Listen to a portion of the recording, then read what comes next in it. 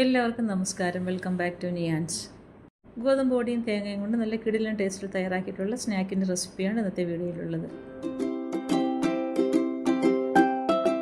ഇത് തയ്യാറാക്കുന്നതിന് വേണ്ടി 1 കപ്പ് ഗോതമ്പ് പൊടി ബൗളിലേക്ക് ഇട്ട് കൊടുക്കാം. പിന്നീട് അതിലേക്ക് 1/4 കപ്പ് റവയും കൂടി ചേർത്ത് കൊടുക്കാം. ഇനി മിക്സിയുടെ ചെറിയ ജാറിലേക്ക് 1/4 കപ്പ് പഞ്ചസാരയും 1/4 കപ്പ് തേങ്ങാക്കൊത്തും 2 ഏലക്കായും കൂടി ചേർത്ത് കൊടുത്ത് നന്നായിട്ടൊന്ന് പൊടിച്ചെടുക്കാം. ഇനി പൊടിച്ചെടുത്തത് ബൗളിലേക്ക് ചേർത്ത് കൊടുക്കാം. ഇനി ഇതിലേക്ക് ചേർത്ത് കൊടുക്കേണ്ടത് ഒരു നുള്ള് ബേക്കിംഗ് സോഡയാണ്. അതിൻ്റെ കൂടെ തന്നെ ഒരു നുള്ള് ഉപ്പും കൂടി ചേർത്ത് കൊടുക്കാം. ഇനി ഇതെല്ലാം കൂടെ കൈകൊണ്ട് നല്ലതുപോലെ ഒന്ന് തിരുമ്മി യോജിപ്പിച്ചെടുക്കാം. ഈ പൊടിച്ച പഞ്ചസാരയും തേങ്ങയും റവയും ഗോതമ്പ് പൊടിയും എല്ലാം കൂടി ഇതേപോലെ കൈകൊണ്ട് നന്നായി മിക്സാക്കിയതിന് ശേഷം ഇനി അതിലേക്ക് ചേർത്ത് കൊടുക്കേണ്ടത് നെയ്യാണ്.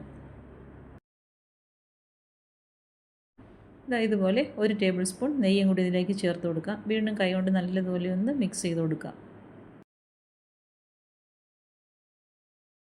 ഈ ഒരു രീതിയിൽ നന്നായി മിക്സാക്കിയതിന് ശേഷം ഇനി ഇതിലേക്ക് വെള്ളം ഒഴിച്ചു കൊടുത്ത് നമുക്ക് ചപ്പാത്തിക്കൊക്കെ കുഴച്ചെടുക്കുന്ന ഒരു രീതിയിലൊന്ന് കുഴച്ചെടുക്കാം. ഇതിലേക്ക് ചേർത്ത് കൊടുക്കുന്നത് വറുത്ത റവയോ അല്ലെങ്കിൽ വറുക്കാത്ത റവയോ ഏത് വേണമെങ്കിലും ഇതിലേക്ക് ചേർത്ത് കൊടുക്കാം. റവയൊക്കെ ചേർത്ത് കൊടുക്കുന്നത് കൊണ്ട് തന്നെ കുഴച്ചെടുക്കുമ്പോൾ കുറച്ചൊന്ന് ഹാർഡായിട്ടായിരിക്കും ഇരിക്കുന്നത്.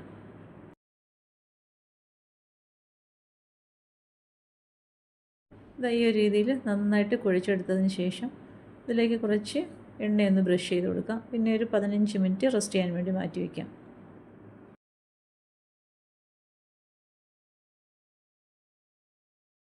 എണ്ണ ഇതേപോലെ കൈ കൊണ്ടൊന്ന് തേച്ച് കൊടുത്തതിന് ശേഷം ഒരു 15 മിനിറ്റോളം റെസ്റ്റ് ചെയ്യാൻ വേണ്ടി മൂടി വയ്ക്കാം. അപ്പോൾ അത് മാവ് മൂടി വെച്ചതിന് ശേഷം ഒരു 15 മിനിറ്റ് കഴിഞ്ഞു. ഇനി കൈ കൊണ്ട് നല്ലതുപോലെ ഒന്നുകൂടെ ഒന്ന് കുഴച്ചെടുക്കാം. അപ്പോൾ അത് മാവ് നന്നായിട്ട് സോഫ്റ്റായി വന്നിട്ടുണ്ട്. ഇനി ഇതിനെ ഒന്ന് പരത്തിയെടുക്കണം. അപ്പോൾ കൗണ്ടർ ടോപ്പിലേക്ക് കുറച്ച് എണ്ണയൊന്ന് തേച്ച് കൊടുക്കാം. പിന്നീട് ഈ മാവ് അതിലേക്ക് വെച്ച് കൊടുത്തതിന് ശേഷം ഒന്ന് പരത്തിയെടുക്കാം. പരത്തിയെടുക്കുമ്പോൾ ഒരുപാട് കനം കുറച്ച് പരത്തേണ്ട, കുറച്ച് കനത്തിൽ തന്നെ പരത്തിയെടുക്കാം. എന്നിട്ട് നമുക്കിത് കട്ട് ചെയ്തെടുക്കാനുള്ളതാണ്. ഇതുപോലെ ഈ ഒരു കനത്തിൽ ഇതിനെ പരത്തിയെടുക്കാം. ഇനി ഇതേപോലെ ഒരു ബോട്ടിലിൻ്റെ അടപ്പ് ഉപയോഗിച്ച് ഇതേപോലെ ഒന്ന് മാർക്ക് ചെയ്ത് കൊടുക്കാം. ഈ ഒരു വലിപ്പത്തിൽ ഇതേപോലെ എല്ലാം നമുക്ക് കട്ട് ചെയ്തെടുക്കാം.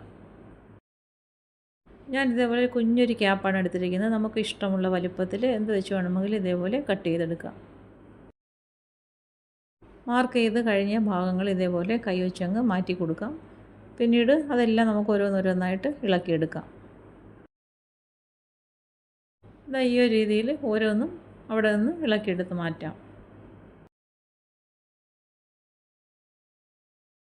ഇനി നേരത്തെ ഇതേപോലെ തയ്യാറാക്കിയതിൻ്റെ ബാക്കി വന്ന മാവും നന്നായിട്ടൊന്നുകൂടെ ഒന്ന് കുഴച്ചിട്ട് ഇതേപോലെ ഒന്ന് പരത്തിയെടുക്കാം. പരത്തിയതിന് ശേഷം വീണ്ടും ഇതേപോലെ ക്യാപ്പ് ഉപയോഗിച്ച് മാർക്ക് ചെയ്തതിന് ശേഷം ഇളക്കിയെടുക്കാം.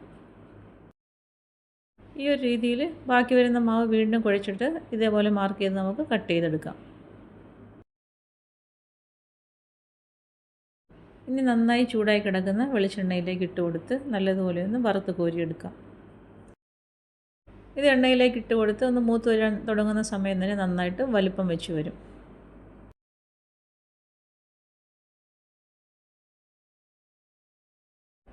ഈ ഒരു രീതിയിൽ എല്ലാം നമുക്ക് എണ്ണയിലേക്ക് ഇട്ട് കൊടുത്ത് വറുത്ത് കോരിയെടുക്കാം.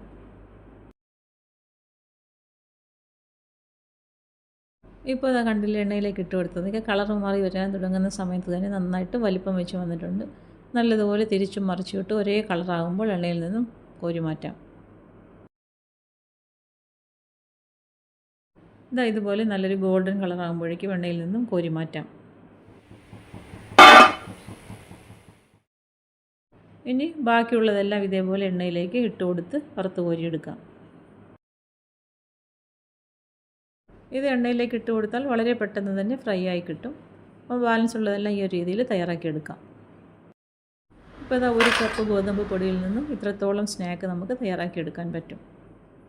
ഇത് എയർ ടൈറ്റായ ഒരു പാത്രത്തിൽ സ്റ്റോർ ചെയ്ത് വെച്ചാൽ 2 ആഴ്ച വരെ കേടാകാതെ സൂക്ഷിക്കാം. അപ്പോൾ ഇത്രയേ ഉള്ളൂ. ഗോതമ്പ് പൊടിയും തേങ്ങയും കൊണ്ട് സൂപ്പർ ടേസ്റ്റ് തയ്യാറാക്കിയ സ്നാക്കാണ്. ഈ ഒരു രീതിയിലൊന്ന് തയ്യാറാക്കി നോക്കൂ.